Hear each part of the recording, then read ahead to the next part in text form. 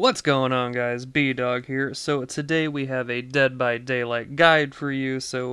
What I'm going to be covering is how to get better at a Survivor and a Killer. Now I have 5 tips for Survivor and Killer.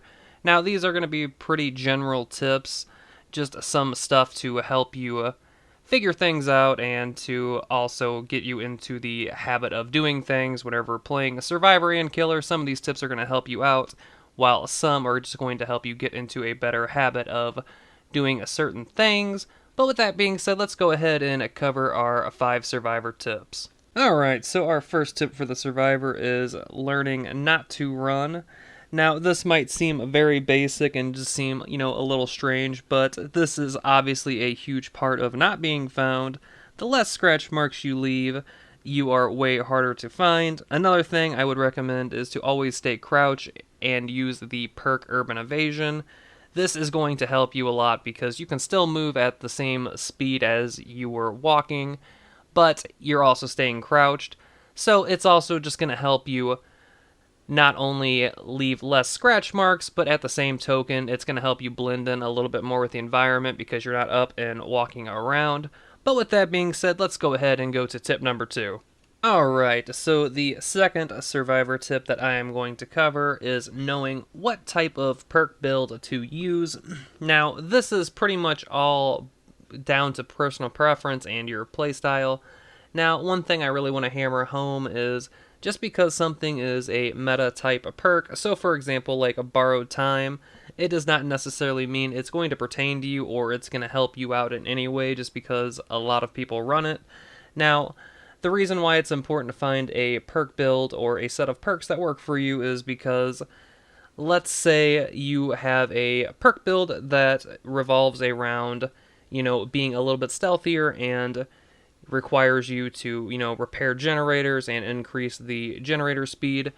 It would be much better to use something like Leader, Prove Thyself, Urban Evasion, and maybe Spine Chill, so you can kind of see where using a borrowed time would kind of just be a little awkward there, because assuming that's the type of perk build you would want to run, there's no reason to have borrowed time or anything like that because you are just helping your team by supporting them with extra speed boost with the generators.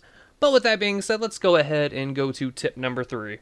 Alright, so the third tip for Survivor that we are going to cover is being aware of your teammates. Now, I know that sounds a little strange, and it's kind of like, what the hell are you talking about? But bear with me. So understanding where and what your teammates are doing is going to be very important for you, especially if you are a solo survivor or you are only playing with one other person. Now, one way to always kind of keep tabs on your team is by equipping perks like Empathy and Bond and so on and so forth. These are just going to kind of help you gauge what your teammates are doing and kind of show where the danger is at, especially with Empathy, because whenever they get injured, you're going to be able to see them and see their aura, so you can make the choice whether to go ahead and go to their direction or whether just to stay back. But that is just a very useful tip that's going to help you a lot, especially if you are going for a stealthy type build or you're just trying to stay out of harm's way. But with that being said, let's go to tip number 4. The fourth tip we are going to go over is knowing when to unhook and when to leave the survivor on the hook. So let's cover unhooking and explore when it's a good time to move in and get your teammate off the hook. A general rule of thumb is to wait until the killer's heartbeat is gone. This is especially important to use as a general rule if you are new to the game, but there are times when you are going to have to go in there and make a risky save. The only time you should go in for that kind of save is if you have a perk called Borrowed Time. It's very important. It's a great way to, get your teammate off the hook as well as buy them some time. The last thing I want to cover in this topic is knowing when to leave the person on the hook.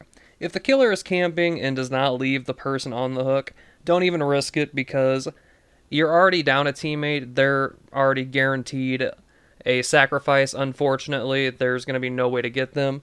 So there's no reason to go in there and unhook the person and sacrifice both of you, because it's not only going to make it harder for your team, but you're also not going to have a good time. But with that being said, let's go to tip number 5. The fifth and final tip you need to know as a survivor is cleansing totems. This is something I'm actually quite shocked is not focused on a little bit more. The reason why this is a good habit to get into is because you are going to help your survivor friends, as well as not only get more blood points, but the main reason you need to cleanse totems is because of how meta and how common the perk Noah is. In order to stop this perk from activating, you and your team need to cleanse all the totems, so all 5 totems on the map. If you wipe out all of those, you are going to get rid of that perk, and you know what that means, no more one-hit downs at the end of the game, which is nice. So that is a wonderful habit to get into. And speaking of killers, let's go ahead and go to our 5 killer tips.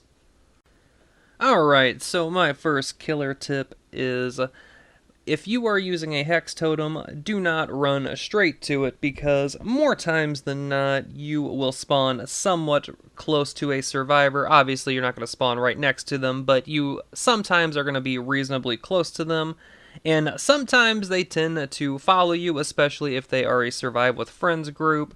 I'm not saying that they're going to follow you all the time, but do not run to your totem right away or anything like that, because that is a dead giveaway, and then you can kiss your lovely Hex Totem goodbye, whatever Hex Totem you decide to choose.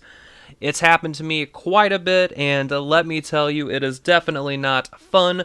So let's go ahead and go to tip number 2. The second killer tip we are going to cover is not using meta perks as a crutch.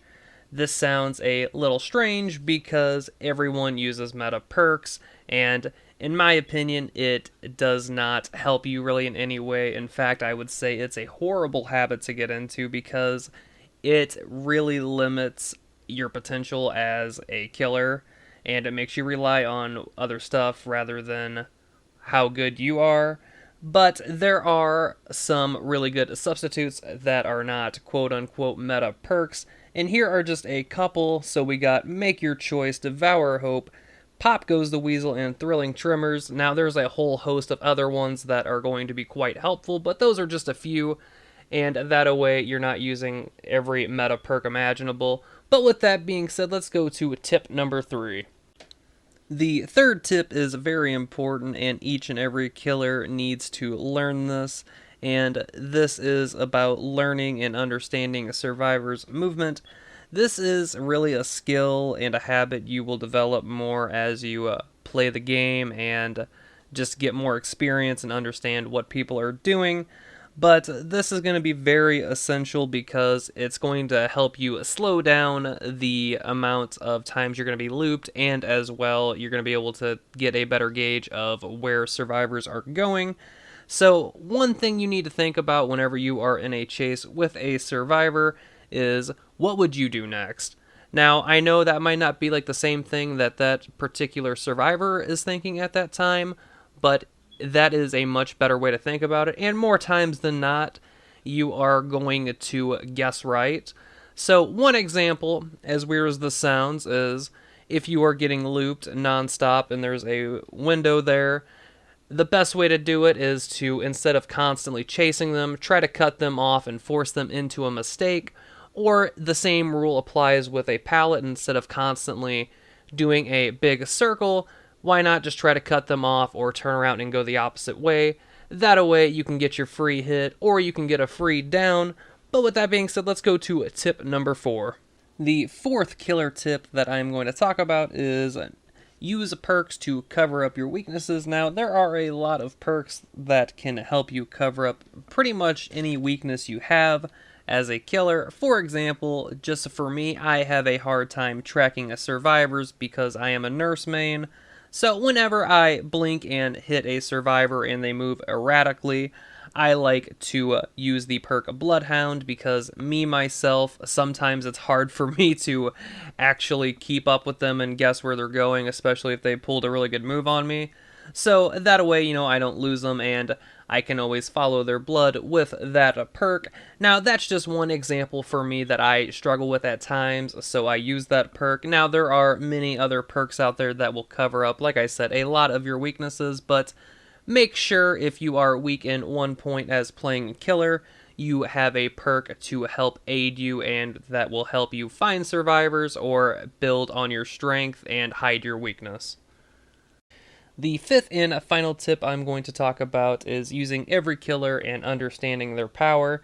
Each killer is unique and has a play style that is unique to them. One example I like to use is the Shape and Ghostface. They are very similar in the sense they both use stealth to their advantage, but the Shape requires a lot of build-up before he can do a lot of damage, as where Ghostface has a normal killer base speed and he doesn't require a lot of build-up. So even if you're not getting, a huge amount of stalk time on people, you're still a normal killer, as where someone like the Shape, he takes a little bit to get going, because in Tier 1 Evil Within, he is very slow, and it takes a little bit to get him going. But I just kind of wanted to highlight this in this tip. That way, you can at least understand and get better with characters and killers that have similar playstyles and have similar abilities. But hopefully you guys enjoyed this tips and tricks video. I had a lot of fun making it, like I always do. If this helped you out, give it a big thumbs up. Let me know if you guys have any other tips. Be sure to leave it down in the comments below. Subscribe if you haven't already. I'll catch you guys later.